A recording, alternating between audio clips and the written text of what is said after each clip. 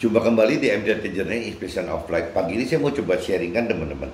Iman suami atau iman istri dapat persiapkan kehidupan dan kematian yang berkenan bagi Tuhan.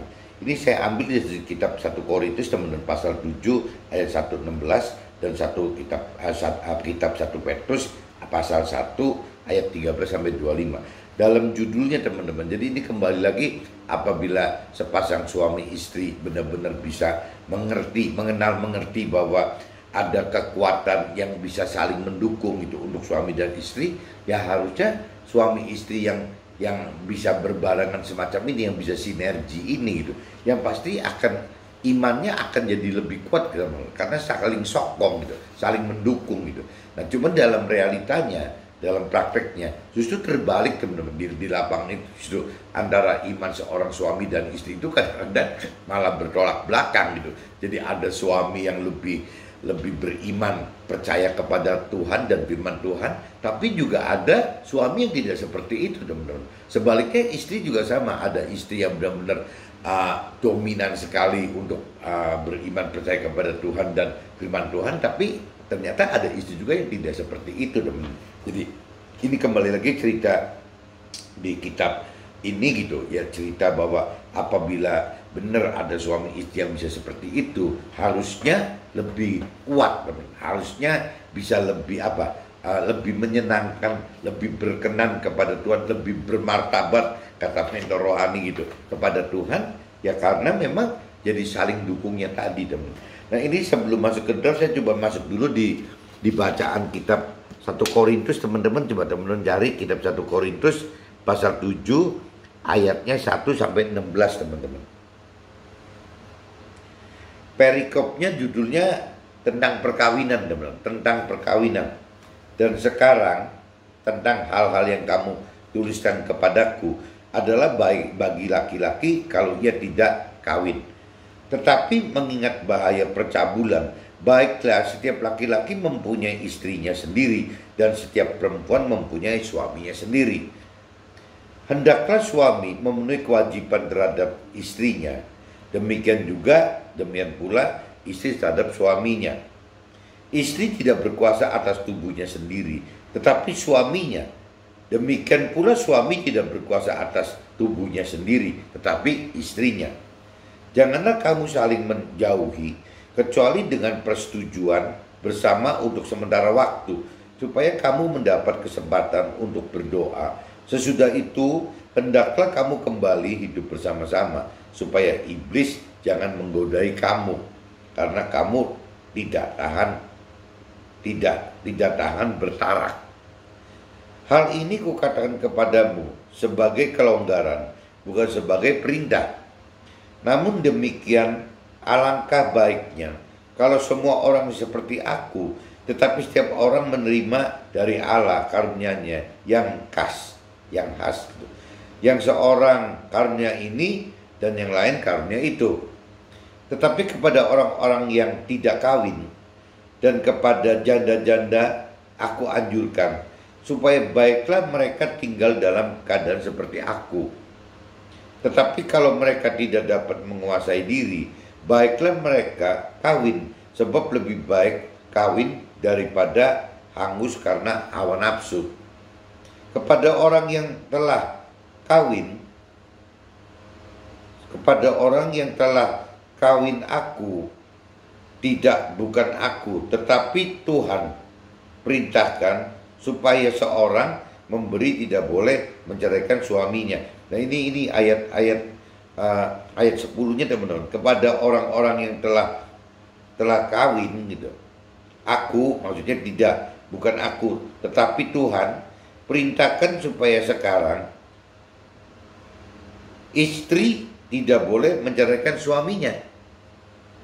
Dan jikalau ia bercerai, ia harus tetap hidup tanpa suami atau berdamai dengan suaminya. Dan seorang suami tidak boleh menceraikan istrinya. Kepada orang-orang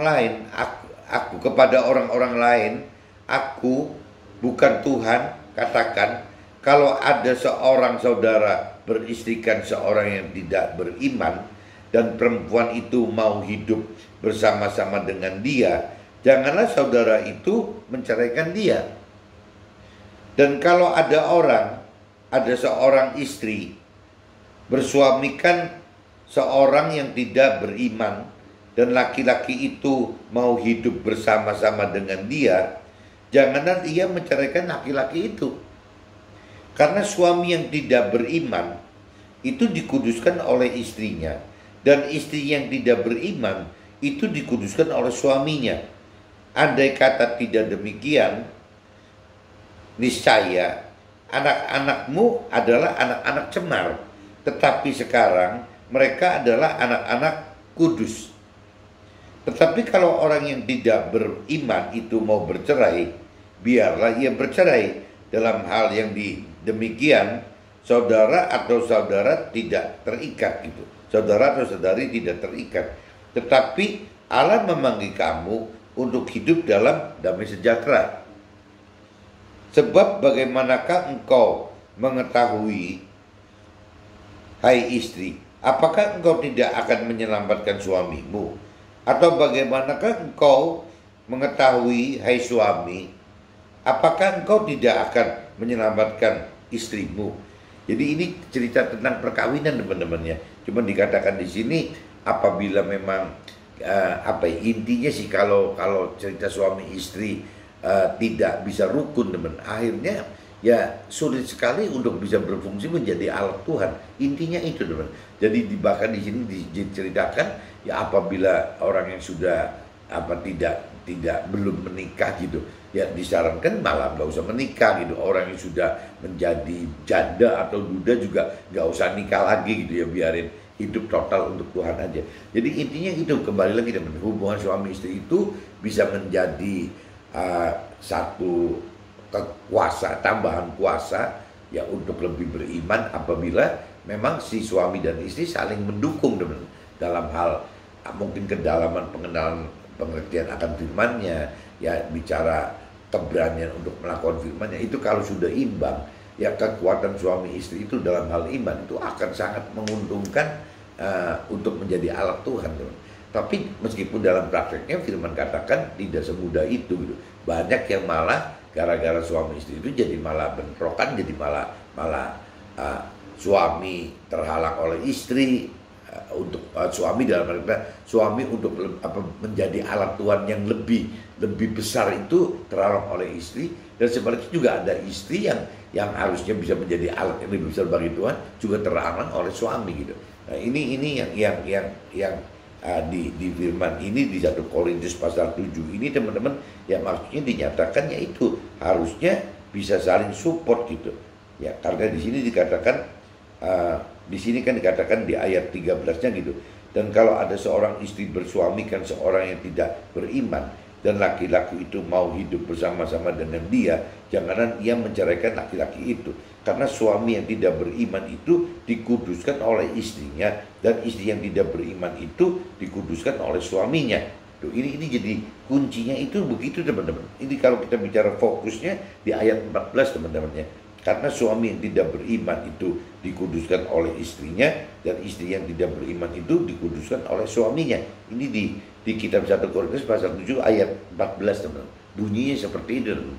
Jadi seharusnya suami istri itu harusnya kalau bisa sampai ke titik ini ya diuntungkan dalam hal iman, teman. Nah, iman itu yang akan membuat jadi keberanian untuk melakukan firman-Nya jadi lebih, ya kedalaman mengenal atau kedalaman untuk mampu mengerti firman-Nya juga jadi lebih gitu. Ya karena suami istri ini. Tapi kalau tidak rukunnya akhirnya ya malah jadi saling menjegal, teman-teman. Seperti yang saya pernah sharingkan dulu kan, istilahnya seorang ada jadi teman rohani, bahkan mungkin sudah levelnya mentor rohani karena sudah benar-benar mengenal akan teori-teori rohani, tapi dalam akhir-akhir hidupnya mungkin sekarang udah umur hampir 60-70 gitu, 70-an mungkin, teman-teman. Tapi kalau saya lihat jadi stuck gitu, jadi berhenti karena ya dengan istrinya tidak sinkron gitu, tidak sepaham gitu. Ya akhirnya dalam hal rohani jadi serba kejebak semua gitu, berhenti. Dan kembali lagi ya suami-suami yang seperti ini kan mungkin suami yang baik gitu ya. Dalam arti kata dia tidak mau mencari ribut dengan istrinya, ya akhirnya si suami itu lebih memilih ya sudah menjadi orang baik, bagaimana untuk bisa harmonis dalam kehidupan bersama istrinya. Padahal level istrinya dalam hal pengerjaan firman Tuhan, dalam hal keberanian melakukan firman Tuhan, bahkan masih banyak sekali istrinya yang melakukan hal-hal yang sifatnya apa sih, jadi adat istiadat tradisi orang tua dari istrinya tersebut, teman. Nah ini akhirnya si suami yang sebenarnya sudah mengerti akan kebenaran firman Tuhan, akhirnya terhalang, teman. Dan kalau saya lihat sampai ini hari sudah umur 70-an juga jadi berhenti gitu. Nah ini yang disayangkan kan gitu. Jadi kalau kita mendapat pasangan tidak satu visi misi rohaninya, ya timbulnya jadi begini. Padahal kalau kita bicara kembali di firman 1 Korintus pasal 7 yang tadi ayat 14 tadi, sebenarnya kan apa ya, kalau suami istri itu bisa afdol itu, jadi suami tersupport istri imannya, istri tersupport suami suami imannya itu. Dan ini kan yang bisa membuat lebih berhasil, teman-teman. Ini saya udah baca, teman-teman, di kitab 1 Korintus pasal 7 ayat 1 sampai 16. Nah, saya coba langsung masuk aja, teman-teman, di kitab 1 Petrus pasal 1 ayatnya 13 sampai 25, teman-teman. Kitab 1 Petrus pasal 1 ayatnya 13 sampai 25. Judul perikopnya, teman-teman, kekudusan dan kasih persaudaraan. Judul perikopnya itu kekudusan dan kasih persaudaraan. Sebab itu siapkanlah akal budimu, waspadalah dan letakkanlah pengharapanmu seluruhnya atas kasih karunia yang dianugerahkan kepadamu pada waktu pernyataan Nabi Isa gitu. Firman Tuhan bisa dikatakan begitu gitu. Hiduplah sebagai anak-anak yang taat dan jangan turuti hawa nafsu yang menguasai kamu pada waktu kebodohanmu. Jadi ini maksudnya kebodohan itu ya karena apa ya? Tidak melakukan hidup seperti perintah dan peraturan Tuhan. Jadi yang ngikutin tradisi dan adat istiadat aja, teman-teman. Nah itu disebut dari kacamata Tuhan, dari firman Tuhan, disebutnya kebodohan, teman-teman. Tetapi hendaklah kamu menjadi kudus di dalam seluruh hidupmu, sama seperti Tuhan Allah yang kudus dan yang telah memanggil kita gitu. Nah ini kalau kita bicara kita, Tuhan Allah kita itu adalah kudus, kalau kitanya sebagai orang yang percaya atau mengasihi Tuhan Allah tidak kudus gitu, ya akhirnya tidak tune, teman-teman. Gelombangnya nggak ketemu gitu ya, pasti nggak bakal bisa hidup di dalam firman Tuhan itu, nggak mungkin bisa menghidupkan roh Tuhan, itu nggak mungkin gitu. Tetapi hendaklah kamu menjadi kudus di dalam seluruh hidupmu, sama seperti Dia yang kudus yang telah memanggil kamu. Nah ini kalau saya universalkan, teman-teman. Tetapi hendaklah kita menjadi kudus di dalam seluruh hidup kita, sama seperti Tuhan Allah yang kudus yang telah memanggil kita. Sebab ada tertulis, kuduslah kamu, sebab aku kudus. Jadi firman ada yang katakan seperti ini, teman-teman.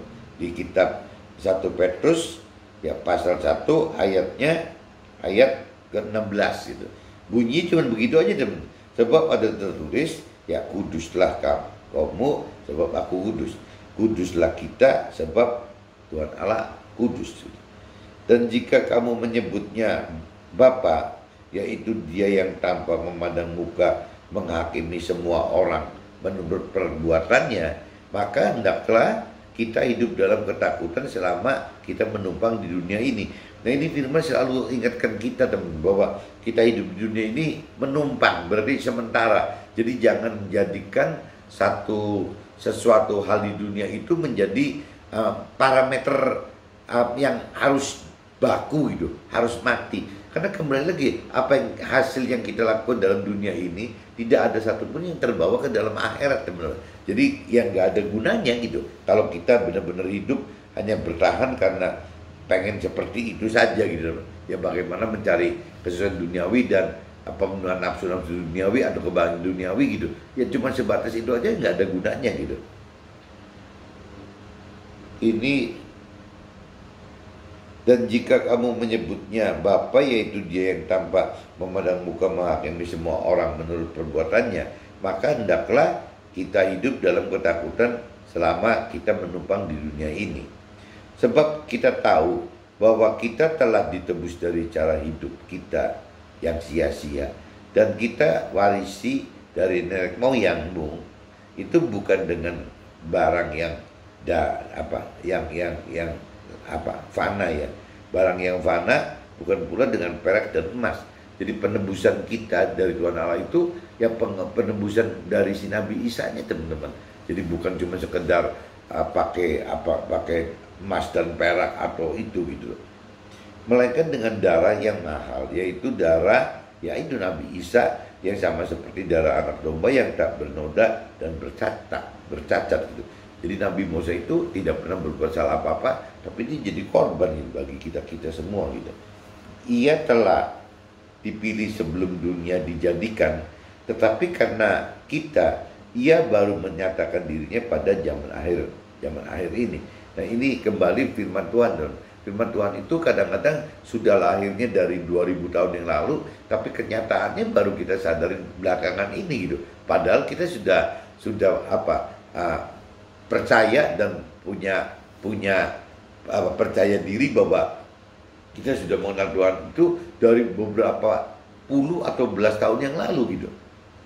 Tapi realitanya ya kita tidak mengenal dengan benar, dan jadi kita ya cuma sebatas tahu aja gitu, tahu Tuhan dan juga tahu firman Tuhan itu, bukan kenal Tuhan dan kenal firman Tuhan.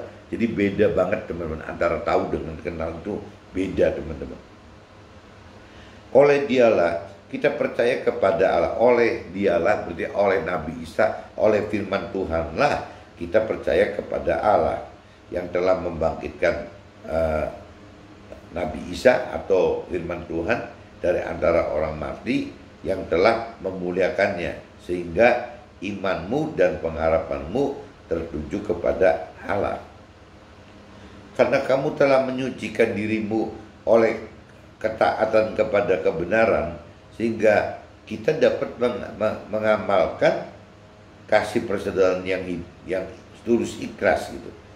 Hendaklah kita bersungguh-sungguh saling mengasihi dengan segenap hati kita, karena kita telah dilahirkan kembali bukan dari benih yang fana, tetapi dari benih yang tidak fana, oleh firman Allah yang hidup dan yang kekal,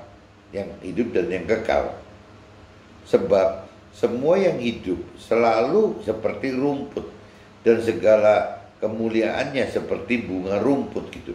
Rumput menjadi kering dan bunga pun gugur. Tetapi firman Tuhan tetap untuk selama-lamanya. Inilah firman yang disampaikan Injil kepada lewat Nabi Isa itu, teman. Jadi intinya seperti itu, teman-teman. Itu sambungan antara cerita kudus dengan kudus ini, teman-temannya. Jadi antara 1 Korintus pasal 7 ayat 16 gitu, sampai 1 Petrus pasal 1 ayat 13 sampai 25 sesudah saya bacakan. Nah, sekarang saya coba masukkan draft aja, teman-teman. Firman di 1 Korintus pasal 7 ayat 3 dan 4, teman-teman. Ini di ayat 3-nya itu, hendaklah suami memenuhi kewajibannya terhadap istrinya, dan demikian pula istri terhadap suaminya gitu.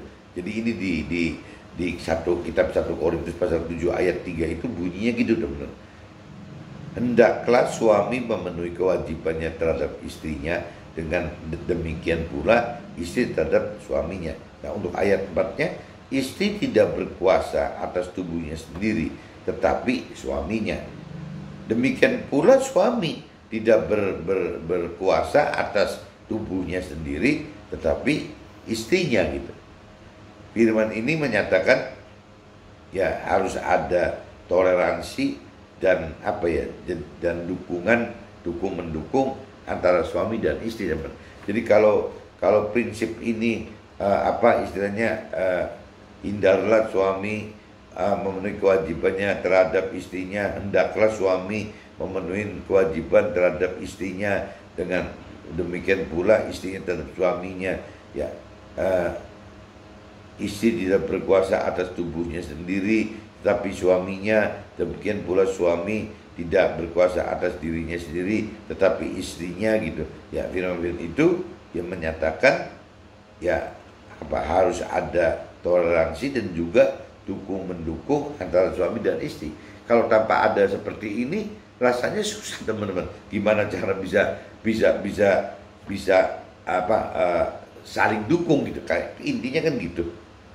Firman di 1 Korintus pasal 7 ayat 14, karena suami yang tidak beriman itu dikuduskan oleh istrinya, dan istri yang tidak beriman itu dikuduskan oleh suaminya gitu. Andai kata tidak demikian, niscaya anak-anak adalah anak cemar, tetapi sekarang mereka adalah anak-anak kudus gitu. Nah ini dikaitkan begitu teman-teman. Jadi suami istri itu ya kalau cerita beriman ya akan saling menguduskan teman-teman. Jadi suami akan dikudus istrinya, istrinya akan dikuduskan suaminya, dan yang namanya anak-anak yang akan dikuduskan oleh suami dan istrinya gitu, oleh bapak dan ibunya. Firman di 1 Petrus 1, firman di kitab 1 Petrus pasal 1 ayat 16, sebab ada tertulis, kuduslah kamu, sebab aku kudus. Makna kudus inilah adalah hidup yang taat melakukan firman Tuhan dan jangan turuti hawa nafsu yang menguasai kita gitu. Ya, pada waktu kebodohan kita gitu. Butuh perubahan pola pikir dan pola hidup untuk menjadi hidup yang kudus teman. Jadi butuh perubahan teman, nggak bisa kita seperti ini terus mengharapkan kita bisa kudus, rasanya nggak mungkin teman. Jika kita percaya dan taat kepada Tuhan Allah sebagai hakim semua orang sesuai perbuatannya, maka kita harus hidup dalam ketakutan ya. Maka kita harus hidup dalam ketakutan selama kita menumpang di bumi ini, di dunia ini, di bumi ini gitu. Sebab kita tahu Tuhan Allah korbankan Nabi Isa untuk tebus dosa dan tebus dari cara hidup yang lama kita yang sia-sia, yang kita warisin dari nenek moyang kita gitu. Jadi yaitu Nabi Isa itu yang nebus untuk itu, yang nebus dosa-dosa kita juga sekaligus nebus yaitu cara hidup lama kita menjadi cara hidup baru gitu. Jadi ya, dan juga Nabi Isa itu akhirnya waktu wafat kembali ke akhirat gitu, ke surga ya, Nabi Isa minta kepada Tuhan Allah yaitu satu ya, bagaimana istilahnya kita sebagai manusia itu diberi roh Tuhan gitu, seperti halnya Nabi Isa waktu dinas ke dunia ini juga Tuhan kasih roh Tuhan. Jadi akhirnya Tuhan memberikan roh Tuhan, roh kudus, roh kebenaran atau nur gitu kalau versi muslim itu kepada setiap kita dan setiap manusia gitu, diberi kuasa itu. Nah gunanya roh Tuhan itu ya itu untuk bisa, kalau cerita mau mengenal firman Tuhan, mau mengenal Tuhan gitu, itu kan hak prerogatifnya masing-masing orang gitu, hak kebebasan orang. Tapi kalau bicara sudah kemampuan untuk mengerti firman Tuhan dan kemampuan melakukan firman Tuhan teman, itu kalau tanpa ada roh Tuhan ya terlalu berat teman, untuk melakukannya terlalu berat dan banyak gagalnya teman-teman. Nah, ini iman pasangan suami istri akan jadi kekuatan yang saling mengisi untuk mencapai kehidupan dan juga persiapan kematian gitu, yang berkenan untuk Tuhan dan baik bagi suami maupun istrinya sendiri gitu. Jadi kembali lagi teman-teman bahwa iman pasangan itu sebenarnya punya peluang untuk bisa saling menguatkan gitu ya, tetapi dalam realita berjalannya di dunia ini kadang-kadang malah saya lihat beberapa orang yang terhalang teman-teman. Jadi baik ada cerita dari pihak suami yang tadi saya katakan udah umur 70-an juga terhalang gitu ya, untuk bisa melangkah lebih mengenal itu, memiliki kedalaman gitu, untuk lebih mengenal firman Tuhan, untuk lebih mampu mengerti gitu firman Tuhan, untuk makin mampu melakukan firman, itu malah terhalang teman, terhalang oleh istrinya gitu. Ya kan sayang sekali gitu. Nah tapi juga ada, saya kenal juga teman rohani, mentor rohani gitu, yang sudah umur 60 lebih gitu. Ini yang cerita istrinya ya, umur 60-an lebih gitu.